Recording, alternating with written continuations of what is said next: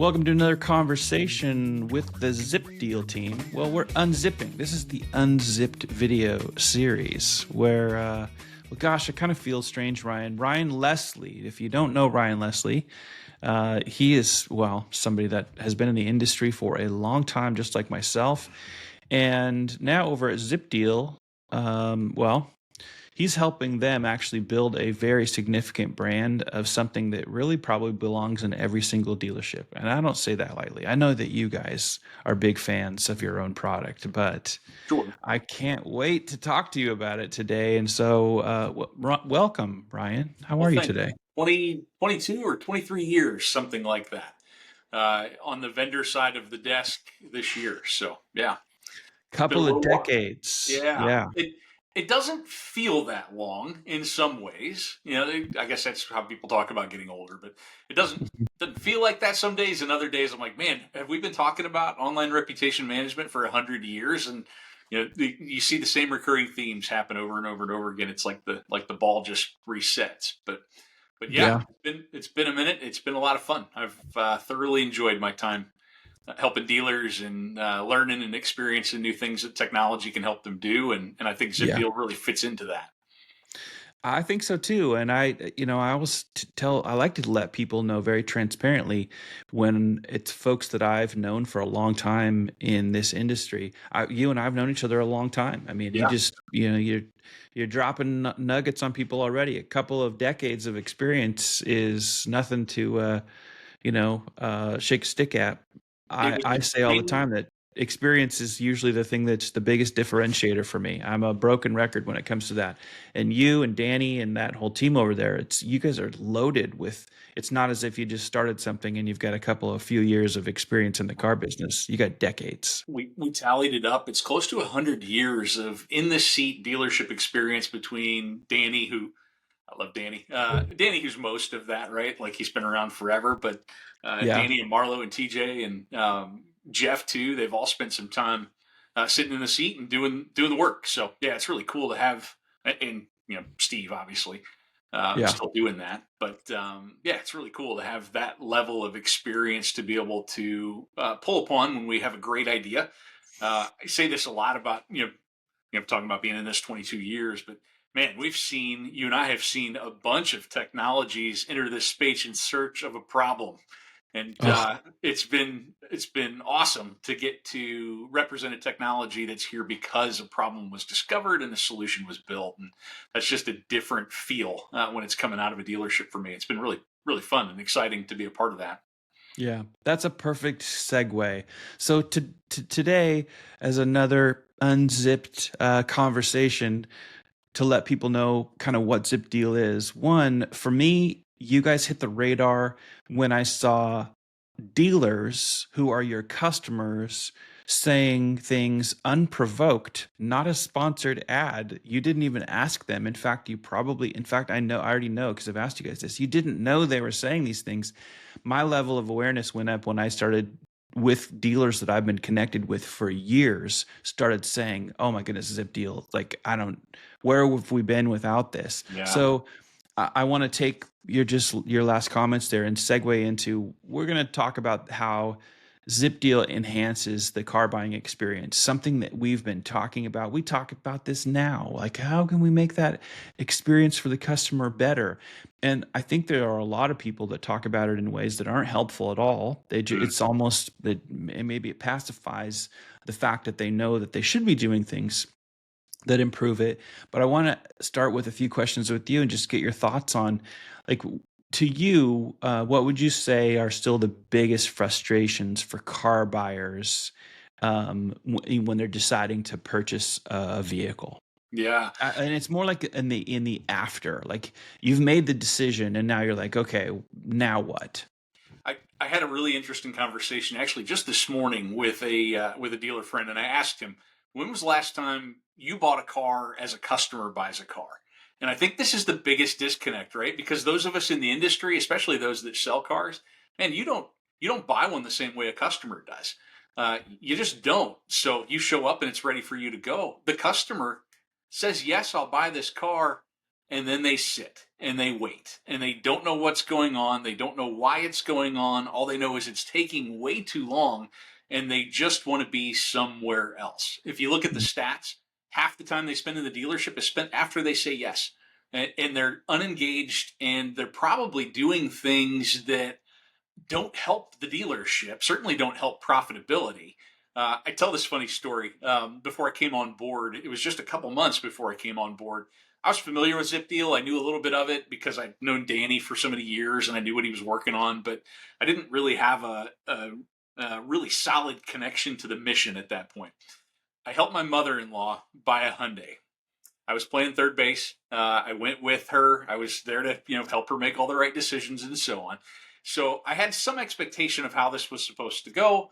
She says, yes, I'll buy the car. And I took a look at my watch because I wanted to know how long we were going to be there. And it was, Sean, it was 45 minutes from the time she said, yes, I'll buy the car until we got into the F&I office. 45 minutes. She's a cash buyer, probably why we sat that long, but 45 minutes. So the first, no joke, no embellishment, the first 4 to 5 minutes, she's excited about the car. She wants to talk about, the features it has. And the next 40 minutes were all of the things that I'd done wrong being married to her daughter for 27 years. This is about as uncomfortable as the F&I wait can possibly get. Now, that's Oh, not happening to every customer, but that was my experience. I had a full head of hair before all this happened, and yeah. But dude, it's bad. Like it really is that. And so once I was aware of that, I started thinking about times I'd step into dealerships and just look around. And man, there are a lot of people that are unengaged on a phone. They should be doing something that's beneficial to them and to the dealership, and they're just sitting there waiting. And it's such a lost opportunity and a terrible CX, a terrible customer experience. Sorry, man, I get excited about the analogies. That's what I like. And I was thinking about this one the other day. If I if love you it. well, you think about like buying a car the same way you think about getting married, right? So this analogy is going to break down really quickly.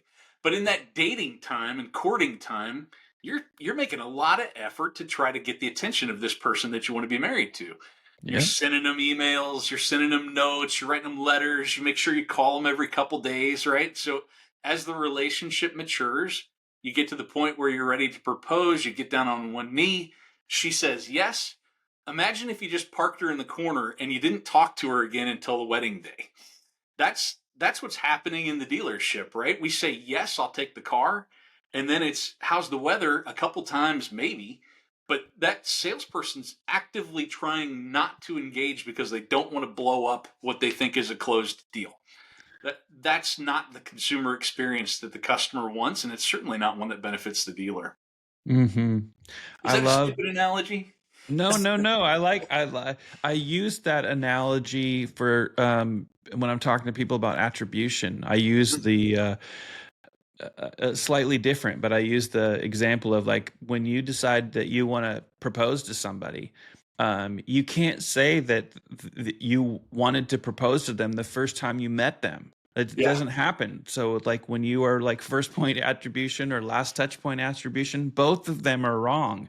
And most of the W's and all the other multi. So I use that as an example with like there's multiple things going on that get you to that point. So that I guess you could blend that into what you're saying. There's a whole lot of things that get you to this level, but I love the fact that you're giving this visual of, and then you just park it until a year and a half or however long you're waiting for your wedding day. I think that's smart. But you said something, I don't want to bury the lead.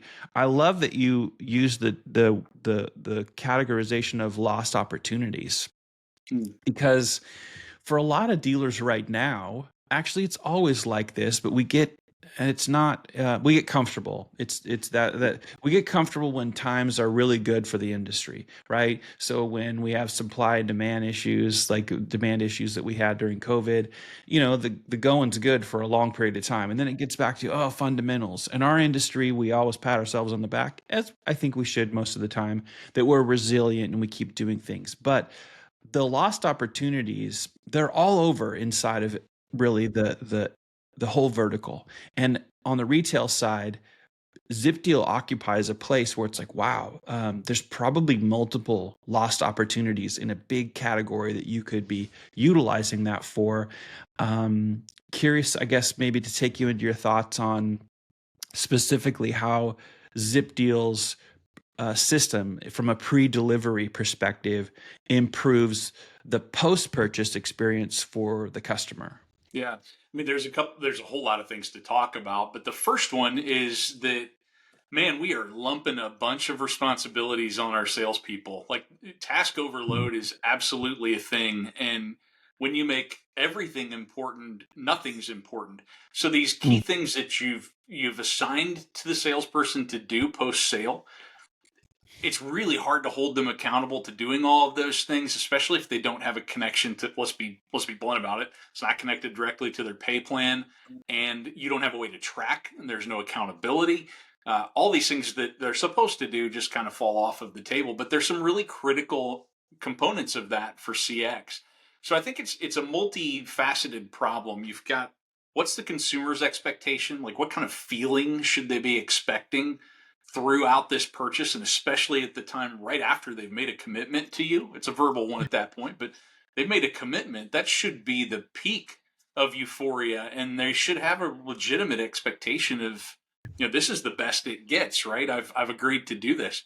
JD Power did a study about this. It's the euphoria study, and it's really clear to see when you look at it, the euphoria drop after the customer says, yes, I'll buy the car. And it doesn't come up until they're like rolling off the lot at that point. So there's a consumer component that's really not meeting the expectations that we would have. And I think, I don't want to press this too far, but my goodness, doesn't that predict your retention rate? Doesn't that predict the kind of review content you're going to get? Like, all of these things are reliant upon a great experience at the time that they feel like they've given you something, they've given you a commitment to purchase. We're just missing those opportunities. I'll come back around to where I started. I think for the salesperson, and I'll agree with you on one component about how, man, we were just taking orders for a while there during COVID time, right? We had the luxury of saying, no, I'm not going to sell you that car. Like, this is not that far removed or we're not that far removed from that period. And I think one of the things that has happened, a bad thing that's happened, is that churn rates back up over a statistical 100%. We're seeing the staff turnover. So think about the offshoots of that. If we're going to try to train and try to hold them accountable to certain expectations, we got to train them.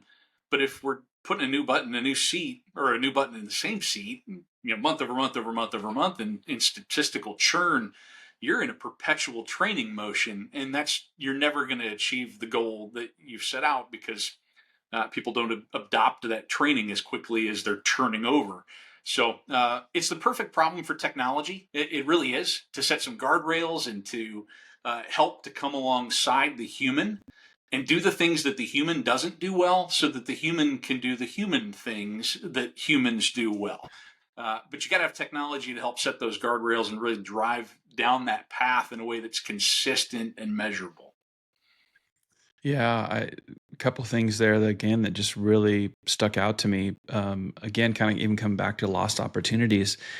And then also this churn rate, that's always been an issue, right? We've made jokes about the revolving door that needs to be installed at all these dealerships. And although, I think it used to be funnier than it is now. I think all of Yeah. us that are veterans in the industry were like, it's a pain point because it's costly, right? Dealers are Sure. trying to be profitable. It's not like, the general buying public thinks that every new car that gets sold is like they're making a mint on every single one of them. There are certain times in that the market conditions are like, yeah, sometimes they are, but most of the time they're not. Yeah. Most of the time it's a very slim margin that the dealers on a 30-day cycle every month, right? There's so much pressure in all of that. And when you can't, for whatever reason, keep your staff on board, it just complicates all those profitability issues, efficiency issues. And a couple of things you also mentioned around lost opportunity is, if you don't have something like ZipDeal that takes some of that pressure off those stacked responsibilities of that salesperson that might be Might be some of the reasons why they're like, I just got to move on to do something different. Like maybe Yeah. it's just too much. It complicates that. So you've got a staffing related issue. You mentioned training, which oftentimes dealers, it's the first thing they cut. It's hard for them to stay. And I think understandably, because it's if you've got a turnover problem and you're spending on more training and more training, it just gets very, very out of hand very quickly. But there's also, again, coming back to your comment around lost opportunities, there's also this ability to make sure that if you have every tool in your quiver, every arrow in your quiver to provide that great experience, that it affects things like you mentioned, the reputation of the dealership. Mhm. Um, Protecting, enhancing, building the positivity of the relationship that coexists with your brand is so important. And ZipDeal occupies a space in there where you've given really good examples of. I said, yes, here we go, right? The clock starts ticking. And now all of a sudden something enters that experience that changes the game. Like it doesn't feel like idle time. It feels like there's more purpose to it. And we'll dig into some of this stuff. But I think that tied to the buying experience, again, we can't make talking about the car buying experience just this trivial thing that always gets kind of thrown into, well, just get a digital retailing tool and it'll do it for you, or whatever we're thinking out there. You guys have put something together that is so thoughtful, born out of the dealership saying, we could do better in this. And that's also one of the things that I love so much about it. We make a lot of assumptions, right? And we have for years. One of the ones I remember early on at the beginning of internet advertising was that if they live this close to me, they're going to buy from me. And we found out that is just not true. And I think in today's uh, dealership culture, we make this assumption that once they say yes, we don't have to do anything else. And that couldn't be further from the truth if you look at all of the other ancillary profit and consumer experience things that are on the line there during that time. Mm. It's really not a great experience to make a $40,000 or $50,000 commitment and then get parked and get functionally ignored because the salesperson doesn't want to blow up a deal and the F&I guy said, "Don't touch this customer, don't you mess up any of my spin," right? So that's the issue that we have to face. And we've made this assumption that that's okay, and it's not. And I think there's some really cool stats and studies that are coming out of what's going on. This one caught my eye. Uh, I don't have a citation, unfortunately. I apologize. So I hate giving like this thing that I read that I can't remember where I read it, but it was a certain percentage of accessories that the appointment is being made during the F&I wait. This is for truck sales. So I'm sitting here waiting to go into F&I, and I'm cruising my phone, looking at Amazon to to see what floor mats I want to order and have sent to the car. And I'm scheduling with Buff Truck Outfitters down the road to get some running boards put on this new Tundra that I bought, right? That's a problem. And it's a problem that's solvable. Sean, I come back a lot to this thought too, that because I know it's true of me, I assume it's true of most people. I don't want to be sold. Like I sell for a living. I don't want to be sold, but I love to buy things.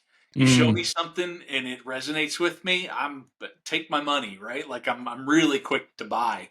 Consumers are that way too, and I think where accessory sales specifically falls down, and when some of their where F&I products and services fall down, is that they feel like they're getting sold something instead of getting exposed to an opportunity to buy. And that's one of the real key hallmarks of ZipDeal is that we expose, we educate, and we just give them an opportunity to raise a hand and say, "I'm interested in this," and let the humans do what humans do well, which is to explain all the features and benefits of that particular product and the cost. So I think that's another great opportunity for dealers to kind of move away from that assumption that it's okay to do this thing the way that we've done it for eons. And once they say yes, they're not going anywhere because they feel like they've made a commitment. Just know that's not true, and you can do a lot of reputational damage during that time that you've kind of offshored them to some remote island, waiting Yeah. for their opportunity to get into the F&I office. It's so true. I mean, all that you're sharing there is really how important that role of educating the customer plays in the buying experience. And That's the it's fun. on. I know, Well, and when you shop for microphones and lights and stuff, I don't know about you, but man, I enjoy that. It's like, can I find yeah, this one that's a little better than this one? It yeah, That's an enjoyable part of the process. The other thing that again, kind of thinking about this, but man, they've been doing that all the way up until the point they showed up at the store, right? They're looking at different cars that might meet their needs. They've spent, I remember what was Google's Zmot, where they talked about how many different brands were in day one consideration. Said it was like 14 brands that Yeah. that consumer started with when they studied them. And through the process of hours and hours of research, they whittle themselves to that one car they're going to come into your one store to buy. Yep. They're conditioned to do a lot of research and education, and just getting themselves ready to make that purchase. Why wouldn't we extend that same opportunity to them for additional products and services that we want to sell? It just makes a ton of Yeah. sense. True. The zero moment of truth. Yeah, that's an old one, right? Brought Yeah. Well, we're old enough to remember it. So, but I love all of that what you were just sharing. I oftentimes in these conversations I contextualize it to my own life and my own experience. And you just shared some things where I'm like, that's me. That was me when I bought the Tundra that I drive right now. And I've probably outside of this conversation, this story. I've told it to a million people. So I'll give you the short version. The Tundra that I drive right now today, I specifically wanted by way of color, by way of trim, like everything about it. Yep. And I bought it kind of during the COVID era. So I knew I was like, oh, I'm going to take my chances here. Maybe I'm going to get taken to the cleaners. I didn't. Got a really great deal on that truck. Completely bone stock, but literally made to not stay that way. And I knew exactly before I bought it, I had already done research, finding pictures of exactly what I was going to do to that truck by way of method racing wheels, by way of open country AT3 tires, by way of rough country 3.5-inch lift. I knew exactly the size Yeah. of tire that looks best on a Tundra. All you other Tundra drivers that go too high or too low or the wrong tire size, sorry, you're all wrong. I'm right. The dealer, my point in all that, Ryan, I'm going there. The dealer didn't get any of that business. Nope. Thousands of dollars of labor and accessories, parts and accessories. They didn't get any of it because they're not set up for that in the business. And how does this, relate to? It's one of the things that I first personally, before we started having a video series talking about these things, one of the things that I thought about ZipDeal is that's the perfect place for ZipDeal to exist. Because for people that don't understand this, it's like you get to participate as the customer. Like from your phone, I can participate in an experience that's showing me you're buying this Tundra TRD Sport. It's got all this stuff, but are you going to do any of these things to it? Yeah. All of a sudden, now we're not just making more money, we're making our customer have what? A great experience, which is going to do what? Probably give us a good chance of they'll say something good about us for our reputation or a review. But maybe even more importantly, if they're one of those people like most that don't write a review, positive or negative, but they do love you because you earned it. Guess what you're also doing that's really important is you're setting yourself up for that service retention, that repeat purchase, right? That referral, like, oh, hey, I'm telling my friends and family and unsolicited because of what you did to make that experience great. And ZipDeal seems like, to me, I'm not kidding, it is such a no-brainer, like to insert something into providing better experience that you'll start to see immediate results from. I don't know why people don't do it. That's me contextualizing a story where I wish that dealership had it and that they were doing that because they would have made even more money and made me love them even more. Yeah. You earn that referral, right? I mean, so one of the fun things about ZipDeal for us is that a lot of let me back up and just say one thing. We're old, right? Like, I don't know about you, but when the bookmobile pulled up to my elementary school in 1982, yeah, right. This is a bygone era. You younger people are missing out. But man, I would run onto the bookmobile and I was looking for the Choose Your Own Adventure book. That's the one I wanted, and it's because I got a chance to feel like I had some control in the experience of this book that I was reading. I'm sure, gosh, you're taking me way back, but you'd put your finger in, like when I made a decision here, I might want to go back and change that. So Yeah. you read the book with lots of dog ears and one more than one bookmark. But then I was thinking about this the other day, and this is just a natural human desire to want to have control and to have speed to delivery. These are things we care about. Mm. Man, for those a little bit younger than us, it was Atari 2600 and the very beginnings of Nintendo. But remember Zelda? Why? Yeah. Why? Why did you love Zelda? Like, what about Zelda the video game did you love? Did you play Zelda? I guess I should have started there. I did. I Okay. think my What? wife was even a bigger Zelda fan, but Right on. my one, because it just adventure, like adventure, and I Sure. loved the music to Zelda too, because I'm Yes. a a music nerd. But I think just it was like adventure, wide open adventure. It's kind of why I loved Indiana Jones on or Raiders of the Lost Ark on Atari 2600, because it was like adventure. You got to put all these things together to get the end result. You said open because this is what it was for me. I didn't have this linear 2D path where the screen was going to scroll as soon as I got to the end and then I'd see the next thing, right? What Yeah, was I know like this is super old people talk, but what was so cool about it is I could either go up, I could go to the right, I could go to the left, I could go down. There was a book that was written to tell me how to do these things. I didn't have to follow that. I could go in whatever order I wanted. I yeah, had control of my experience. So you fast forward to I don't know, pick your next set of video games, the open world stuff that my kids like to play, where there's just no end even to the storyline. yeah. But that's the consumer we've conditioned. They want these experiences, but they want to be able to control them. So we've taken that psychology and applied it to this spot in the car deal where nothing else is happening and giving them the opportunity to really control their own destiny, look at the accessories that are going to be of interest, explore some paint and fabric protection, tell us, yeah, man, I've lost a ton of keys. I'm like a chronic key loser. What's the F&I person going to do with that information? They're giving it to them. We didn't have to put them through, a 3 hour long inquisition, to drag this information out of them. They're Yeah. volunteering it right here in this great consumer experience that they're having during this idle time. So, man, I love that part about ZipDeal is that as the customer is going through this experience, the decisions they make, the things they express interest in, we call it adaptive flow, but that determines what they see next. So it's not even a linear path within the ZipDeal program. They may get exposed to things that are highly customized to them as an individual shopper, and that translates directly to improved consumer experience and improved spend.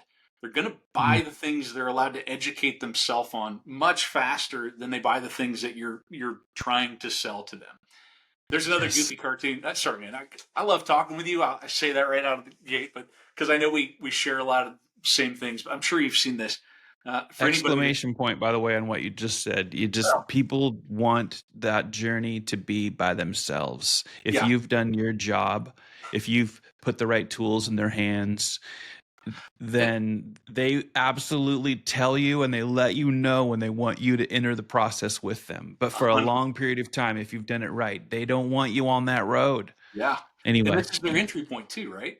Like yes. for a lot of younger and uh, gosh, I remember when we were talking about how to sell to millennials. This sounds like old, like walking through the old dark ages of where you and I have been, but that was like a topic at every conference: how to sell to millennials. Now the Hmm. millennials are trying to figure out how to sell to the ones younger than them. But what's true is they value this device, and they'll quickly give this information device that they won't give to another human. And they like this as an entry point for interaction and especially for sales. Like I will give information to this device. I will answer its questions. I may do so more forthrightly than I do to another human. That's a really critical thing for us to understand as we try to approach additional product sales and consumer experience too. Let them do what they want to do, and they're more likely to do what you want them to do at some Hmm. at some level. Talking about that, that difference between exploration and being sold to.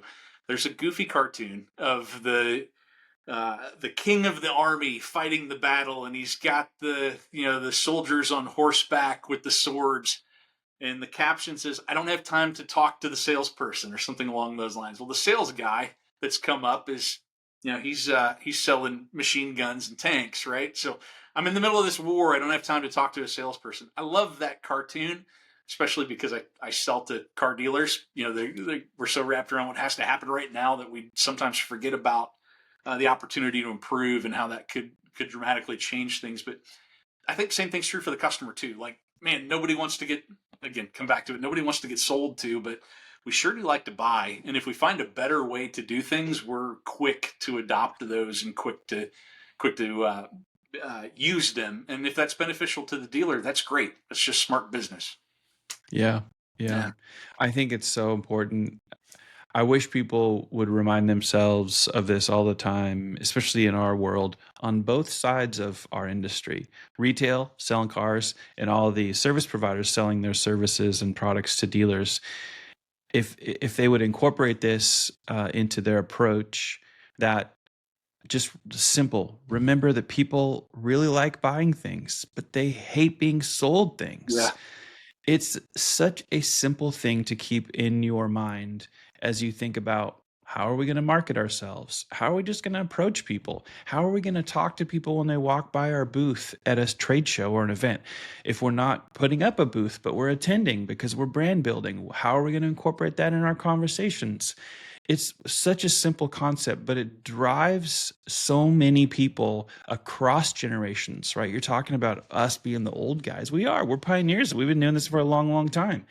That's not to say we're ready to be put out to pasture. In fact, for me, I'm probably digging my heels in more and more, saying, no, like all you youngsters, you need us so much more than you realize. I'm getting sick of you guys having a bad attitude about it. But the reality is that cross generationally, there are certain things that apply to everybody, and that's one of them. Nobody likes to be sold, especially when it's a hardcore, like heavy pressure sales tactics. But if you've done all the right things, they love to buy stuff, even really expensive stuff. So I want to, I Especially a want to fear ask. based. I know oftentimes Oh it's yeah, a fear yeah, based pitch, and that's really just not. I I think that's a quick way to eviscerate your retention and loyalty. Why would you come back if you feel like you got scared into buying something? for That's not an sure. enjoyable experience. And I mean, a lot of the negative reviews I think that are out there probably are spun from that. Um, let Yeah. people make the decision. Let them buy. Educate them well and let them buy. Yeah. If you go any direction that's emotional for people, like fear based, Hmm. the second that somebody realizes that that's really what went on, whether they're in the middle of it or post purchase, the second that they realize that you manipulated them emotionally, the bridge is burnt. Good. And in our industry, it's probably most devastating if that happens in the service department. Yeah. Certainly in the sales experience as well. But I love how ZipDeal actually, again, it lost opportunities. Its reputation, almost not just enhancement but protection, like all these things. And I got one last question before I conclude this first conversation with you about ZipDeal. But do you? I'm going to add this, so this will be two questions because I want to know if you would agree with me. The way I see ZipDeal, I see that it has a positive, like demonstrably positive effect in multiple areas. It's great for the dealership for things that we are talking about here. There are efficiency gains, profitability gains, like additional sales opportunities. There's so much they can do. It can have an effect on the reputation of the dealership. There's the dealership side of it for just from a business perspective. There's the individual salesperson, right? You mentioned it. Like so many salespeople are like, man, I got a lot of things to do. And depending on how technical that dealership is, maybe they are even trying to stretch a salesperson who doesn't have technical skills. They're like, they've never had a typing class. Like, so they're frustrated by people making fun of them with I just one or two fingers at a time. And now all of a sudden something comes along that's like, oh my goodness, that just saved me time. That saved me. I won't miss those things. That some of those boxes that I always have to remember, I check. It's in there. So I think it's helpful at the dealership level. I think it's helpful at the salesperson level, and of course, obviously, probably first and foremost, it's helpful at the customer level. The customer gets to, be the one. You said it, and I agree. It's a choose your own adventure experience, occupying this time that oftentimes feels wasted and idle for the consumer. So first and foremost, we're doing something, again, born out of a dealership saying we could make this better, that makes the consumer happier. It improves their experience. At the same time, At the same time, better efficiency, profitability, all these things the dealership reaps benefit from. And it also has this, I guess, trickle down effect that even in the sales department, perhaps even at the GSM, sales management, and then the individual salespeople level, it just feels, it's cliche to say, like, that rising tides lifts the boats and the whole harbor kind of, but it feels like that. It feels like this one thing, like this no-brainer add-on, in my opinion, has a positive effect across the entire organization. Do you see it that same way? Yeah, we haven't had a chance to even talk about some of the data that's collected as the consumer is going through that, but that's another really interesting part Mm. of that. It allows you to make some critical business decisions because it's word of mouth at a time when it's invisible right now, right? Like you don't get to see what the customer's thinking during the F&I wait any other way than if you ask them, and we're afraid to ask them because we don't want to blow up a deal. So Yeah. there's some really interesting data that's come from just some of the polling that we do within ZipDeal for a few of our keynote clients. I'll share this one. This is near and dear to my heart. I can't not have a conversation and talk about this part. But man, dealers are the pillars of their community. They do so many great things, and they do a terrible job of talking about it. And I've Mm. talked to dealers about this, and for some of them, it's because, man, I I do this thing because it's important to me. I don't want to talk about it and have people perceive that to be me just trying to sell them a car. Like I'm doing this as something performative. One of the things I love about ZipDeal is that during that time, after they've already made that commitment to make the purchase, you get the opportunity to expose them to the things that you're doing in your community that mean a lot to you. And what a better time to do that. I mean, there's not a better time to do that. So we do this for a couple stores, and it's got a really simple message that says something like, "You did more than buy a car today. We work with this organization that donates coats. We work with this organization that feeds the homeless. We work with this organization that does other things." There's a bunch of different ones out there. But it allows them to educate that consumer. Again, we're coming back to education, but make them aware and Mhm. let them just know of the things you're doing in a non-salesy way. You talked about the tide, that lifts all the boats. Man, if I'm a dealer and I've got a really heartfelt cause, something that means a lot to me, I want to let all of my customers know, because I don't know which person it is that's buying a car from me today that's going to Mhm. take my efforts and magnify them. That might see this thing they weren't aware of and become a real change agent to affect this need in my community. And if I don't tell them about it, how are they going to know? You never really get to see those dominoes get pushed over, where it's that introduction, that awareness that begets the action that affects a change. And man, the fact that a dealer that's already doing these great things in their community might be able to just make one customer that is well equipped to make a massive change in that particular area. It's Mhm. just cool to think about the spiderlings of how that can all happen. But it begins with awareness. It always begins with awareness. And this is such a great time for a dealer to talk about those things that they're doing that might otherwise be missed on a website behind an about us and a community and a this click and a that click, and it's 8 clicks down before they're able to become aware of the stuff that you're doing.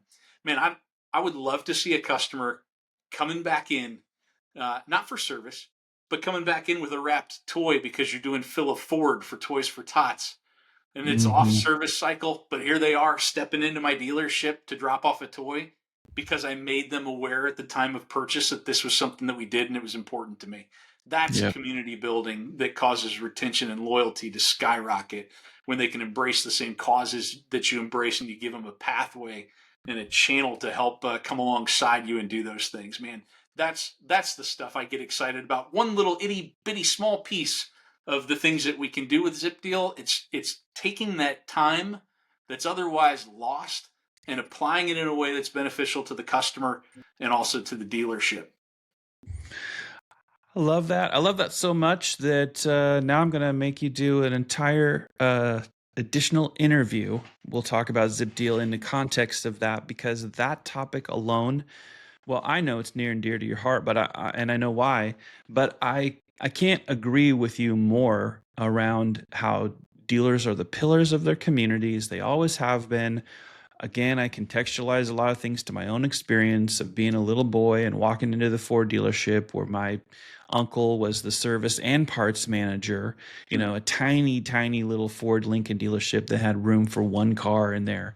And I remember the things they did in their community. I remember the little league teams. I remember all the, like, Yeah. what mattered to them. And when your customer is having an experience with your dealership, talk about having a great experience, and you make sure that they know these are the things that we care about. You and I know, and we'll talk about it on another interview. You and I know, and if we want to name them on that episode or that conversation, we will. But you and I have known for years and years and years dealers all across the country that have done things like this, not to get some other big brand to write a check to make a video series about them, right? That almost is like using that to monetize. It feels a bit manipulative compared to, okay, well, we have a process in place that makes sure that people, the ones that really need to know what we're all about, which is our community, that they see what makes us tick.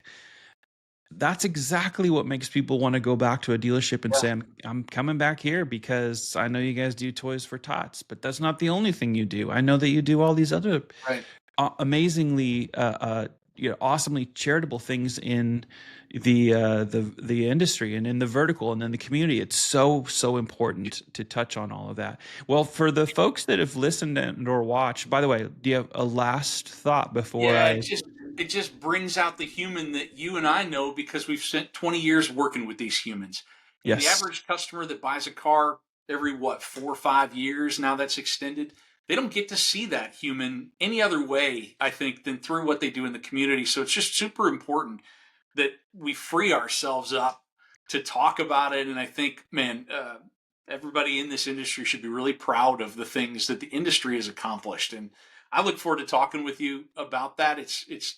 I will have to have some Kleenex next to me for that because it's such an emotional thing to recount some of those stories and some of the things I've learned over 20 years of seeing what dealers do. But yeah, man, I would love to have that conversation. I think it'd be really insightful for people and just give them a sense of pride Yeah. in the industry that they represent. Well, for the audience that have listened to this, you might have seen a short form piece. You might have seen the whole thing. If you watch this entire conversation, just get ready for more. We're going to continue to dig deep on the things that kind of make ZipDeal tick and how you might need to understand how it could benefit your dealership or dealers that you know. You probably picked up on the fact that this allows a dealership to make sure that the high quality experience that everyone's trying to achieve becomes consistent, especially after that customer says, yeah, I want to buy it, right? That's what you're looking for. You're trying to get commitment. That's what the dealership wants. Once you've got that commitment that they want to purchase, there's still a lot that gets done from that point until they drive away and go home. And then hopefully you've done your job and they're back for service and many other things. And ZipDeal is really critical in that. So thank you for spending the time with Ryan and I on this conversation. We will look forward to the next one where we unzip a little bit more behind the scenes with ZipDeal. Ryan, thanks for taking the time. It was a great conversation. Always glad to spend time with you, Sean. Thank you.